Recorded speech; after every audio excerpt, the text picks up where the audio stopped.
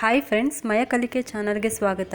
ಇನ್ನೇನು ಸಂಕ್ರಾಂತಿ ಹಬ್ಬ ಬರ್ತಿರೋದ್ರಿಂದ ನಾನು ನಿಮಗೆ ಇವತ್ತು ಹೆಸರುಬೇಳೆ ಪೊಂಗಲ್, ಅದು ಸಿಹಿ ಪೊಂಗಲ್ ಮಾಡ್ತಾ ಇದ್ದೀನಿ. ಈಗ ಸಿಹಿ ಪೊಂಗಲ್ ಮಾಡೋದಕ್ಕೆ ಏನು ಪದಾರ್ಥ ಬೇಕು ಅಂತ ನೋಡೋಣ. 1 ಕಪ್ಪು ರೇಷನ್ ಅಕ್ಕಿ ತೊಗೊಂಡಿದ್ದೀನಿ, 3/4 ಕಪ್ಪು ಹೆಸರುಬೇಳೆ ತೊಗೊಂಡಿದ್ದೀನಿ. ನೀವು ಬೇಕಿದ್ರೆ ಇದೆರಡೂ ಕೂಡ ಸಮ ಪ್ರಮಾಣದಲ್ಲೇ ತೊಗೋಬೋದು. ಹಾಗೆ 1 ಬೌಲಷ್ಟು ಕುಟ್ಟಿ ಪುಡಿ ಮಾಡಿದ ಬೆಲ್ಲ ತೊಗೊಂಡಿದ್ದೀನಿ, ಸ್ವಲ್ಪ ಡ್ರೈ ಫ್ರೂಟ್ಸು, ಹಾಗೆ ಸ್ವಲ್ಪ ತುಪ್ಪ, ಸ್ವಲ್ಪ ಏಲಕ್ಕಿ ಪೌಡರು. ಬನ್ನಿ ಈಗ ಹೇಗೆ ಮಾಡೋದು ಅಂತ ನೋಡೋಣ. ನಾನಿವಾಗ ಅಕ್ಕಿನ ಕುಕ್ಕರ್ಗೆ ಹಾಕೊತಾ ಇದ್ದೀನಿ, ಹಾಗೆ ಹೆಸರುಬೇಳೆನೂ ಕೂಡ ಕುಕ್ಕರ್ಗೆ ಹಾಕೊತಾ ಇದ್ದೀನಿ.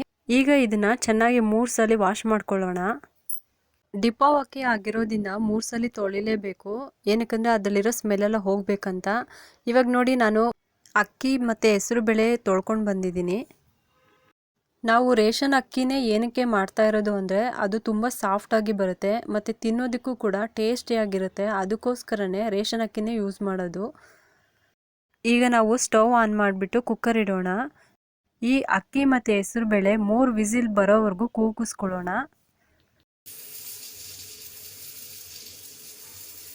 ಈಗ ಕುಕ್ಕರ್ 3 ವಿಸಿಲ್ ಕೂಗಿದೆ.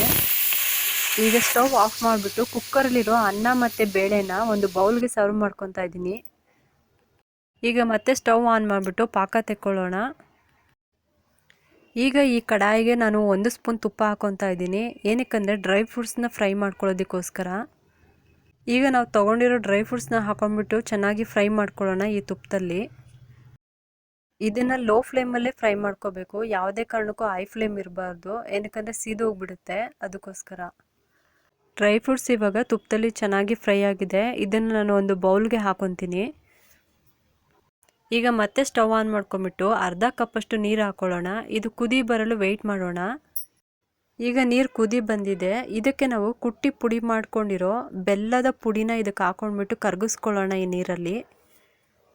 ಲೋ ಫ್ಲೇಮಲ್ಲೇ ಈ ಬೆಲ್ಲದ ನೀರನ್ನ ಕರಗಿಸ್ಕೊಳ್ಳಿ. ಈ ಹೆಸರುಬೇಳೆ ತಿನ್ನೋದರಿಂದ ದೇಹಕ್ಕೆ ತುಂಬಾ ತಂಪು ಸಿಗುತ್ತೆ ಸ್ನೇಹಿತರೆ. ಹಾಗೆ ಈ ಸಂಕ್ರಾಂತಿ ಹಬ್ಬಕ್ಕೆ ಸಿಹಿ ಪೊಂಗಲ್ ತುಂಬಾ ಶ್ರೇಷ್ಠ ಕೂಡ. ಈಗ ನಾವು ಧನುರ್ಮಾಸದಲ್ಲಿ ಸಿಹಿ ಮತ್ತು ಖಾರ ಪೊಂಗಲ್ನ ದೇವಸ್ಥಾನಗಳಲ್ಲಿ ಮಾಡೋದು ಸರ್ವೇ ಸಾಮಾನ್ಯವಾಗಿ ನಾವು ನೋಡ್ತಾನೆ ಇರ್ತೀವಿ. ನಮ್ಮ ಹಿಂದೂ ಧರ್ಮದಲ್ಲೇ ಅಲ್ಲ, ಎಲ್ಲ ಧರ್ಮಗಳಲ್ಲೂ ಕೂಡ ಈ ಸಿಹಿ ಪೊಂಗಲ್ ಮಾಡ್ತಾರೆ. ಅಷ್ಟು ಜನಪ್ರಿಯವಾಗಿರೋದು ಈ ಸಿಹಿ ಪೊಂಗಲ್ಲು. ಈಗ ಬೆಲ್ಲ ಚೆನ್ನಾಗಿ ಕರಗಿದೆ. ಇದಕ್ಕೆ ನಾವು ಅನ್ನ ಮತ್ತು ಹೆಸರುಬೇಳೆ ಬೇಯಿಸ್ಕೊಂಡಿದ್ವಲ್ಲ, ಅದನ್ನು ಈ ಪಾಕಕ್ಕೆ ಹಾಕೊಳ್ಳೋಣ. ಹಾಕೊಂಡ್ಬಿಟ್ಟು ಚೆನ್ನಾಗಿ ತಿರುಗಿಸ್ಕೊಳ್ಳೋಣ ಇದನ್ನು.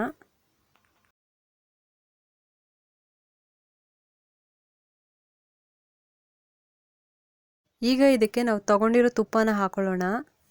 ಎಲ್ಲನೂ ಚೆನ್ನಾಗಿ ಮತ್ತೆ ಇನ್ನೊಂದ್ಸಲಿ ಮಿಕ್ಸ್ ಮಾಡ್ಕೊಳ್ಳೋಣ.